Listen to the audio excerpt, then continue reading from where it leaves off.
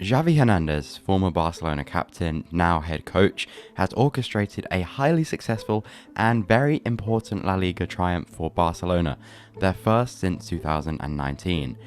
But despite that, there's been a lot of conflicting and confusing analysis about his approach. Some say his team lack a clear identity, that he has abandoned the Barcelona way, while others claim the complete opposite, that Barca are clinging on to old ideas like tiki-taka and Barca DNA. So I'm making this video to explain clearly and completely what is going on at this club. What is Barca's style of play under Xavi? Do they or don't they have a clear identity? And how is that likely to change as this project evolves? If that sounds good, sit back, relax, and let's get into it. In an interview with the Coach's Voice, Xavi said that he was obsessed with possession, and not just to have the ball for the sake of having it, but to attack and create chances. That of course comes as no surprise, but how exactly does Xavi want to attack and create chances? To answer that, we have to start talking about the most integral element in Xavi's footballing philosophy. We have to talk about space. So what you're looking at is the most common formation Barca has used this season, a 2-3-5, and even here we can already see how important space is to Xavi. As you know, the wingers in the system hug the touchline at all times, and the reason for this is to create as much space as possible. It's very difficult for your opponent's backline to cover the entire width of the pitch, and that line will usually try to remain as compact as possible. Barca exploit this often by concentrating a lot of players on the left, forcing their opponent to shift across, then switching the ball out to the right for the winger to attack the underloaded side. We call this overload to isolate, and this exploitation of space is built into the very structure of this team. Similarly, if you look at the spacing between Barca players, you'll notice they are usually quite spread out, with more or less equal distances between players. And it's for the exact same purpose, to make the pitch as big as possible and force bigger gaps between your opponent, which you can exploit. This sequence against Athletic Bilbao is a great example. As Athletic try and press individual players, it creates big gaps between the lines, and it's relatively easy for Barca to cut through them. And there's actually a lot of ways that this basic structure is designed to create space. For example, this front five allows these players, the interiors, to consistently attack the half spaces, something we'll see more of later. On each flank there's a triangle, and through rotational movement you can create space between the lines. And there's also triangles between defence and midfield, which allow marked players to become unmarked using the third man principle. So just by looking at the structure alone, we can already see a big emphasis from Xavi on creating space. And getting players to understand this structure and to be positionally disciplined across different game phases is a big part of what Xavi has achieved. But of course, you don't create space just by standing still. The essential ingredient that you need to add is movement. Movement creates space, and coordinated off-the-ball movement is absolutely essential to how this team attacks. I've given countless examples of this in my videos, whether it's a run to draw a fullback away from a winger, or a centre forward creating space for a midfielder, or the other way around. It seems very simple, one run creates space, another exploits that space, but when you're watching a game, especially if your focus is on the ball, you won't see the regular movements that Xavi has coached into this team. This is a build-up for a Barca goal created by Xavi and scored by Pedri, but the crucial movement is actually made by Lewandowski, dropping deeper and creating the space that Xavi recognises. He runs into that space, and it's the coordinated movement that makes this possible. When you look at Xavi's Barca through this lens, far from having no identity, you actually see the coordinated and repeatable ways that they attack and create chances. Yes, they do it with the ball, which Xavi wants, but it's by a philosophy of creating and exploiting space. In fact, I'd go as far as to say that the fundamental goal of Xavi's Barcelona is to create and exploit space. That sometimes results in less tiki-taka, more direct passes, but to Xavi that's irrelevant.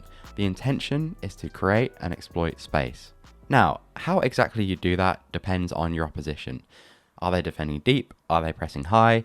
Against a mid-block, for example, where your centre-backs aren't under pressure, but the back line is still reasonably high, you'll often see Barca circulating the ball from left to right and back again, and while this can look like meaningless possession, what's actually happening is that Barca are probing for a way to access that space. Because while the ball is being circulated, the movement that we talked about is happening ahead of it, and it's happening a lot. Of course, at some point, the player on the ball has to access one of those spaces, and the responsibility then shifts to the player in space to actually do something with it. Exactly the same principle applies when you're up against a high press. The only difference is that you probably need fewer passes to find the space. In these cases, it's often the goalkeeper, ter Stegen, who is making the decisive pass, and so you can actually say he's one of the more important playmakers in this team. Naturally, the most difficult system for Barca to play against is the low block, because space suddenly is at a premium. However, when you really look at it, you do see the same principles applied. So Xavi will often drop his creative playmakers, the likes of Pedri and De Jong, into deeper areas to try and draw the opposition out and create spaces to run into. It's more difficult, and Barca have definitely struggled against some low blocks, but the important thing to realise is that the core philosophy remains the same. Off the ball movement creates space, and players exploit that space as efficiently as they can. However, a common theme across the whole season has not just been the intention to exploit space, but to do so quickly. As soon as even a glimpse of space appears, Barca try to hit it, which means they have been pretty relentless and a lot more vertical, a lot more direct than many fans expected. Sometimes sacrificing longer passing moves or periods of control for the sake of just hitting space quickly. There were some good examples of that in the 1-0 victory against Atletico Madrid. Typically, Atleti were quite deep, very compact, but on the occasions that the defensive line stepped up, ter Stegen and the Barca defenders were very eager to hit that space in behind. That led to quite a few turnovers and some grumbles from the crowd, but it also led to Barca's only goal of the game. You can see the emphasis on verticality in the data as well. So if you're comparing across leagues to a team like Manchester City, the two have quite similar possession stats. However, according to Opta, City's passing sequences are longer, they contain more passes, and they're less direct than Barca's on average. In fact, City have about 150 more long passing sequences and fewer direct attacks. Even compared to Real Madrid, a team with less overall possession than Barca, their passing sequences are still slightly shorter on average, with fewer passes per sequence, albeit only marginally. So through the data and by watching the team, we can definitely see a trend towards verticality. They still dominate possession in most games, but they're very eager to exploit space quickly, even if that's at the cost of some control. That somewhat contradicts Xavi's own words from this interview, which by the way happened before he joined Barcelona. So why the slight change in emphasis? Well, we can't say for sure, but we can definitely have an educated guess. On the one hand, high-level games are getting much more intense. Pressing structures are getting more efficient, so it's very hard to dominate the ball for a full 90 minutes. Transitions and marginal moments decide a lot of big games, so being good at exploiting space quickly is very useful at the highest level. For example, we recently saw how Man City's verticality did help them in a big game. Perhaps though, in the shorter term, Xavi just thinks this is the best way to dominate La Liga. Against teams with inferior quality, simply hitting space as much as possible should put you at an advantage. You give your higher quality players more chances to make a difference, and you're less worried about giving up control because your elite backline and goalkeeper can get you out of jail.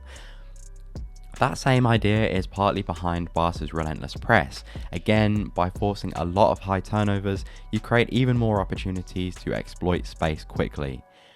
So we're kind of seeing a quantity over quality approach from Barca at times. At its best, that has had the desired effect. Barca have beaten some very good teams by some very convincing scorelines: 3-1 against Real Madrid, 4-1 against La Real, 4-0 against Athletic, 4-0 against Betis. And when you look at Barca's XG in the context of other European leagues, they're hovering around 6th, which is far from terrible, especially when you consider the level of player some of these other teams have. So Xavi's ideas certainly have merit, although they have been a bit inconsistent. There's been a lot of scrappy 1-0s as well, some very unconvincing 0-0s, and when you combine that with the aesthetics of this team, you can see why there's a little bit of confusion. especially if you're comparing this team to the Guardiola era, which had, quicker ball circulation, more intricate passing moves, and less emphasis on just getting the ball into space. But the point that people miss is that playing this way isn't just about the coach's intention, but also about the players at your disposal. Because while the coach can provide a structure, the principles, and the idea to exploit space, the execution is down to the players. The when, the how, and the how often. And what we're seeing from Xavi is that he's actually very happy for his players to take a lot of responsibility. He's spoken in press conferences about giving them freedom to try things. So he wants Dembele, for example, to take players on. He wants De Jong to drive through the lines of pressure. And when you're dealing with elite players, this is a massive benefit. You leverage their additional quality and, of course, prevent your team from becoming too robotic or predictable. Now, instead of just creating space through movement, you can create it through carries, through dribbles, through moments of imagination, and players like Dembele and especially Frenkie de Jong have benefited hugely from not being capped in their decision making. However, there is an obvious drawback to this approach. Players can get that decision making wrong. They dribble when they should pass, they cross when they should recycle, try to hit space when there isn't any, and frankly, this Barcelona squad right now is packed with a lot of over-exuberant players who want to make something happen at every opportunity. And maybe that's not just because it's their natural instinct, perhaps because they're fighting for their place and they want to impress, but regardless, there's a certain caliber of player that can consistently make good decisions based on the game state, the opponent, the specific situation, and it's those elite decision makers that Barca don't quite have enough of, which has been costly, especially at the top end of the pitch. But accompanying some bad decision making has also been some poor execution. We've talked a lot about creating space, so the structure, the movement, but you've also got to exploit it effectively. In this regard, you could say that this is a team that does lean on individuals to make things happen.